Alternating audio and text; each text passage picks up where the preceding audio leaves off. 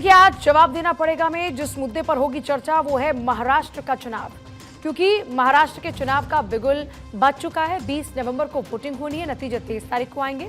लेकिन प्रदेश में सीट बंटवारे को लेकर घटक दलों में घमासान जारी है। फिर चाहे वो महायुति हो या फिर अघाड़ी, दोनों ही गठबंधन की पार्टियां ज्यादा से ज्यादा सीट का दावा ठोक रही हैं।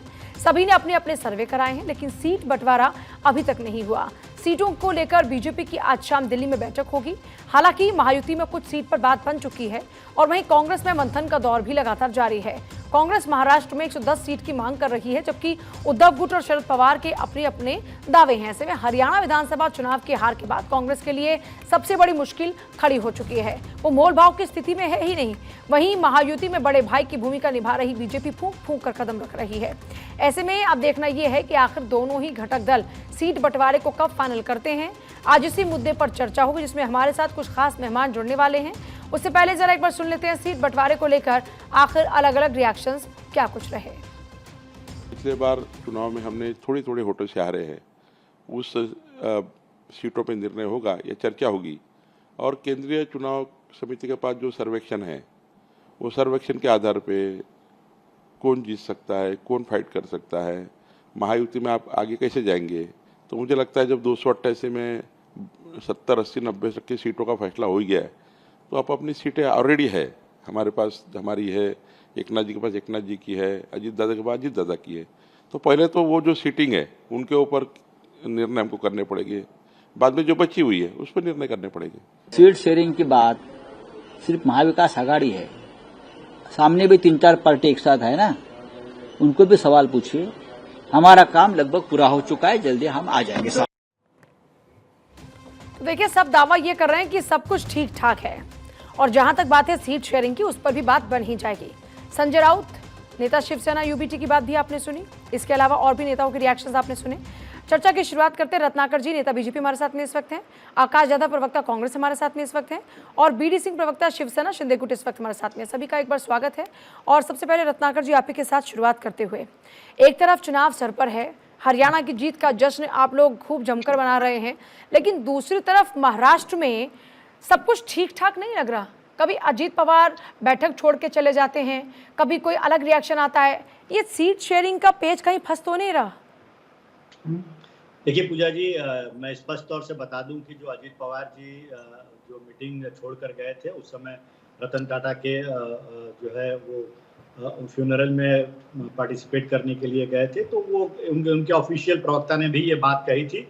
तो ये जो भ्रम फैलाने का काम जो है गठबंधन की सरकार जो है ये कर रही है, ये बिल्कुल निराधार है। दूसरी चीज मैं कह दूं कि हम पूरी तरह से तैयार हैं 228 सीटों पे चुनाव लड़ने के लिए। महायुति गठबंधन सारे सीटों पे लगभग फैसला हो चुका है, और आने वाले कुछ ही दिनों में हम लिस्ट भी जारी करने वाले हैं। तो हमारे अंदर कोई भी इस तरह का गठबंधन को लेकर के या सीट शेयरिंग को लेकर विवाद नहीं है। लेकिन अगर मैं बता दूं एमवीए की महाविकास आघाड़ी की, तो आप देख सकते हैं कि अभी कुछ दिन पहले ही संजय राउत ने क्या कहा था जब हरियाणा में हारी थी कांग्रेस, तो कहा कि इनको अति आत्मविश्वास हो गया है, और फिर नाना पटोले ने उनका पलटवार किया और कहा कि इस तरह का वक्तव्य हमें बर्दाश्त नहीं है। उसके भी कुछ दिन पहले अगर ट्राइडेंट होटल में जो सीट शेयरिंग को लेकर मीटिंग चल रही थी, तो संजय राउत और नाना पटोले में झड़प हो चुकी थी विदर्भ की कुछ सीटों को लेकर के। सर, कांग्रेस और गठबंधन में सब कुछ ठीक है ना? सर एक सेकंड माफी के साथ फिर रोकूंगी। एकनाथ शिंदे क्या कुछ कह रहे हैं, सुन लीजिए। जो भी है ये इंक्वायरी का भाग है। इंक्वायरी में जो भी आएगा, दोषी पाएगा, उसके ऊपर कड़ी से कड़ी कार्रवाई हो जाएगी।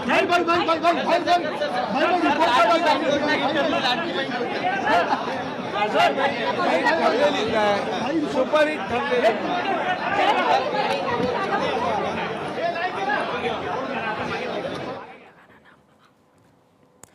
तो देखिए, प्रेस कॉन्फ्रेंस में बाकायदा अपनी जो सरकार का कामकाज है उसको लेकर जनता के पटल पर रखा गया कि हमारी सरकार के क्या क्या काम हुए हैं।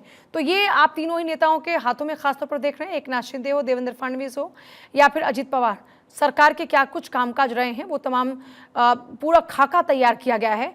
और आकाश यादव जी, आपके पास आते हुए, सब कुछ ठीक है महाविकास आघाड़ी में सीट शेयरिंग के फॉर्मूले को लेकर? क्योंकि जिस तरीके से उद्धव ठाकरे का रिएक्शन आया, संजय राउत का जिक्र आया, यहाँ तक कि कांग्रेस को लेकर यह तक कह दिया कि अति आत्मविश्वास से कांग्रेस हार गई, या फिर कांग्रेस को को जीत कर हारना आता है। इस तरह के तमाम रिएक्शन थे आप ही के संगी साथी लोगों के। देखिए, महाराष्ट्र का हित महाविकास आघाड़ी के लिए सर्वप्रथम है।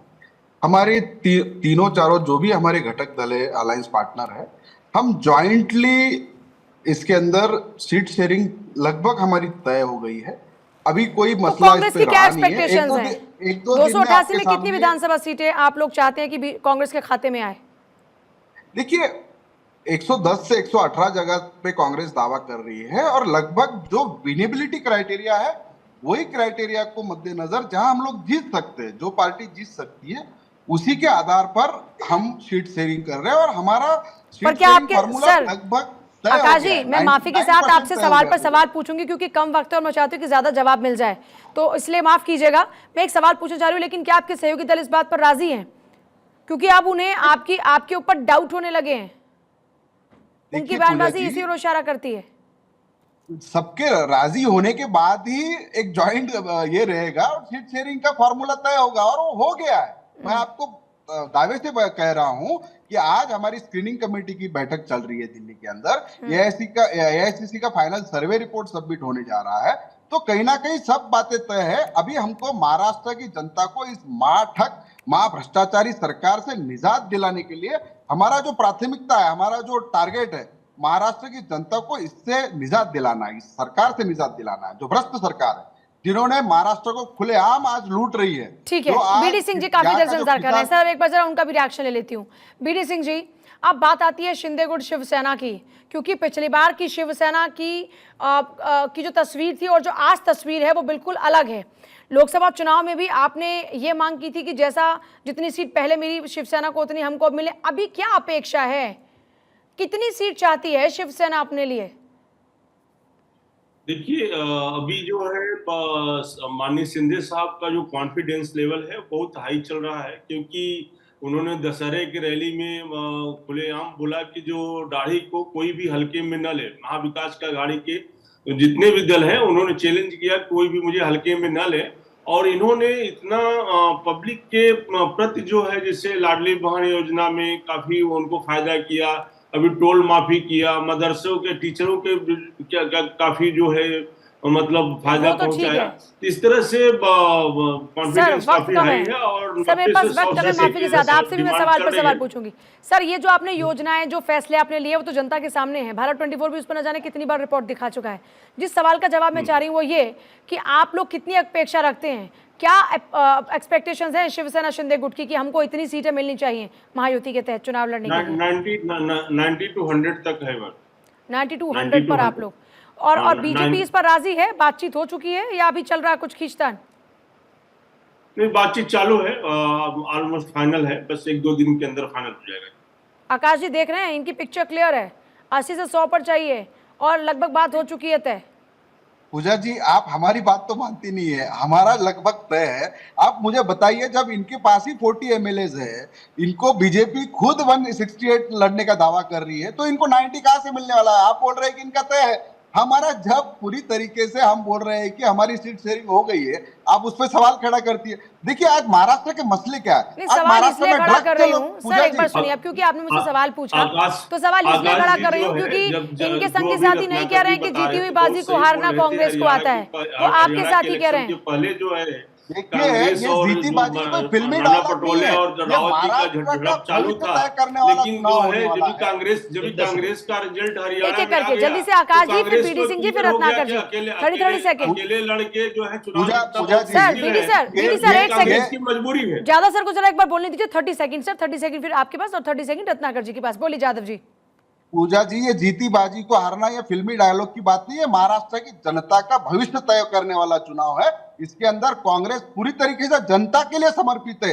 हमको सत्ता लाने से ज्यादा इस भ्रष्ट सरकार से महाराष्ट्र को निजात दिलाना। सर भविष्य तो हरियाणा का भी तय होना था सर, भविष्य तो जम्मू कश्मीर का भी तय होना था, लेकिन वहां की जनता ने नकार दिया ना आपको सर। आज किसान परेशान है, बीडी सिंह जी, भाव नहीं मिल रहा है सर यही सारी बातें कर करके आप हरियाणा में चुनाव और जीतने और सरकार बनाने का दावा कर रहे थे, लेकिन क्या हुआ? वहां पर आप पीछे रह गए सर, और फिर आप ही के अपने लोग उंगली उठा रहे हैं। ये कोई पूजा यादव भारत 24 के सवाल नहीं है। जीती बाजी को हारने की बात आपके संगी साथी कर रहे हैं सर। अब जरा एक बार मैं बाकी लोगों को भी थोड़ा सा मौका दे दूं, फिर टाइम बचेगा तो मैं आपके पास आ जाऊंगी। BD Singh ji 30 second sir. पूजा जी जो है, जो आकाश यादव जो बता रहे हैं, ये बहुत क्लियर है कि इनका जब भी हरियाणा में इलेक्शन था तो इनका जो टेम्परेचर था बहुत हाई में चल रहा था कि मैं अकेले ही इलेक्शन लड़ूंगा, अकेले ही जीत के आऊंगा। लेकिन जब भी हरियाणा का रिजल्ट सर, आ आप गया मुझे तभी सवाल का जवाब दीजिए तरह सर। से अभी तो महाराष्ट्र के लिए सीएम एकनाथ मजबूरी है शिंदे हैं, शेयर लेकिन एक स्थिति बात की। तो तय है ना कि जिसके पास ज्यादा सीटें होंगी चेहरा भी उन्हीं का सीएम के तौर पर होगा। तो अगर 150 प्लस बीजेपी के पास में रहा तो क्या मानकर चले अगली बार सीएम का चेहरा बदल जाएगा क्या? देखिए, अभी सीएम का चेहरा तो पार्टी के हाईकमान से डिसाइड होगा, उसके बारे में नहीं बोल सकता हूं। लेकिन मैक्सिमम सीटें जो है, जिस तरह से अभी लोकसभा का जो रिजल्ट था उसके सामने जो परसेंटेज था देखा गया, उद्धव जी के परसेंटेज से हम लोग का परसेंटेज हाई ठीक है था। रत्नाकर जी, इसलिए जल्दी से जो है सर। सीटें ज्यादा आएंगी। अभी वो जो चीफ जिसके मिनिस्टर पास का चेहरा ज्यादा हाईकमांड उसी का आंकड़ा होगा ना। जी पूजा नहीं, जी, देखिए, अभी भी तो आप देखिए अभी कांग्रेस पार्टी के पूजा जी प्रवक्ता की कह जो है रहे थे कि जनता कम उनको सीटों के आशीर्वाद बीच जो देगी। चीफ एक बार मिनिस्टर रत्नाकर जी, जनता बीडी कैसे सर एक जीती है सेकंड, ना? रत्नाकर जी। जी, अभी कांग्रेस पार्टी के प्रवक्ता कह रहे थे कि जनता उनको आशीर्वाद देगी। जनता कैसे आशीर्वाद देगी? आप मौका परस्त पार्टियां कहीं किसी राज्य में गठबंधन करते हैं तो वहां पे चुनाव जीतने के बाद आप सरकार से अलग हो जाते हैं, बाहर से समर्थन की बात करते हैं। रत्नाकर जी, मेरे पास वक्त कम है, चेहरा कौन होगा? दूसरी चीज, आंकड़ा जिसके पास ज्यादा चेहरा होगा, फिर देखिए, पावर भी उनके पास भारतीय ज्यादा जनता होगी पार्टी। क्या? भागीदारी भारतीय उनकी जनता ज्यादा पार्टी होगी।